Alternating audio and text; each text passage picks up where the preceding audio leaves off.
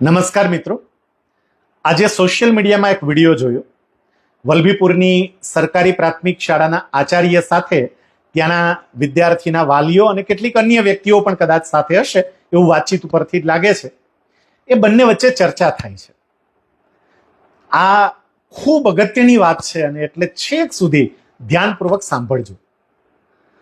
આ ચર્ચાનો સાર કંઈક એવો છે કે શાળાનો સમય સવારનો 7:30 વાગ્યાનો છે. એટલે સવારે 7:30 વાગે શાળાના આચાર્યએ સ્કૂલના મુખ્ય દરવાજાને અંદરથી તાળું મારી દીધું. હવે અંદરથી તાળું મારી દીધું એટલે સ્વાભાવિક છે કે કોઈ વિદ્યાર્થીઓ શાળામાં પ્રવેશ ના કરી શકે. પણ કોણ? જે 7:30 વાગ્યા પછી આવ્યા છે તે. એ બધા વિદ્યાર્થીઓ અને વાલીઓ શાળાની બહાર ઊભા છે. શાળાના આચાર્યને બોલાવવામાં આવે અને પછી એમની જોડે આ બધી ચર્ચા ચાલે છે, ચકમક થાય છે, તીખારા ઝરે છે. શાળાના આચાર્ય એની સ્પષ્ટતા પણ કરે છે. શાળાના આચાર્ય એવું કહે છે કે 7:30 વાગે દરવાજો બંધ કર્યો પણ એ પાછો 8 વાગે ખુલી જાય છે અને બધા જ બાળકોને પ્રવેશ આપવામાં આવે છે. માત્ર અડધો કલાક માટે મૂળા આવેલા બાળકો શાળાની બહાર રહે છે, કારણ કે આ અડધો કલાક દરમિયાન પ્રાર્થના ચાલતી હોય અને ચાલુ પ્રાર્થનાએ જો બાળકો પ્રવેશ કરે, બાળકો આવે તો બીજા બાળકો ડિસ્ટર્બ થાય. બીજું કારણ પણ આપે છે કે બાળકોમાં શિસ્તના બીજ રોપાય, એ માટે પણ આ જરૂરી છે કે બાળકોમાં સમય પાલનનું અત્યારથી એનામાં એક ગુણ આવે. સામેવાળી વ્યક્તિ એની વાત સાંભળવા તૈયાર નથી થતી અને સતત એક જ બાબત કયા કરે છે. એ જે વાત કરે છે વાતનો સાર કંઈક આવો છે કે સરકાર ઢોલ નગારા વગાડીને પ્રવેશોત્સવનું આયોજન કરે, બધાને ઘરે ઘરે કહેવા માટે જાય કે બાળકોને શાળાએ મોકલો.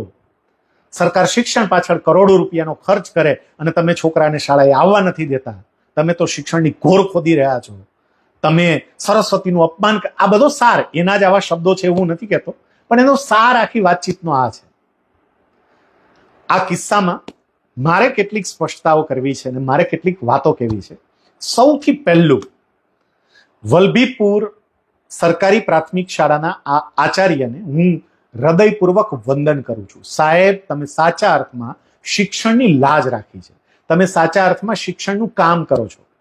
કારણ કે માત્ર ને માત્ર બાળકોને પાયથાગોરસના પ્રમેય શીખવાડવા એ જ જરૂરી નથી, એના જીવનમાં સમય પાલન પણ આવે એ અત્યંત જરૂરી છે. કારણ કે જીવનમાં પ્રગતિ કરવા માટે પાયાની વસ્તુ એ સમય પાલન છે અને એ કામ આપે કર્યું છે એટલે આપને વંદન. જો હું ગુજરાતનો શિક્ષણ મંત્રી હોઉં કે કદાચ તમારા જિલ્લાનો શિક્ષણ અધિકારી હોઉં અને મારી સત્તામાં આવતું હોય તો હું જાહેરમાં તમારું સન્માન કરીને તમને ઇનામ આપું એવું કામ તમે કર્યું છે. હવે વાત રહી સામે વાલીઓ જે દલીલ કરે છે તેની. વાલીઓ એવું કહે છે કે ભાઈ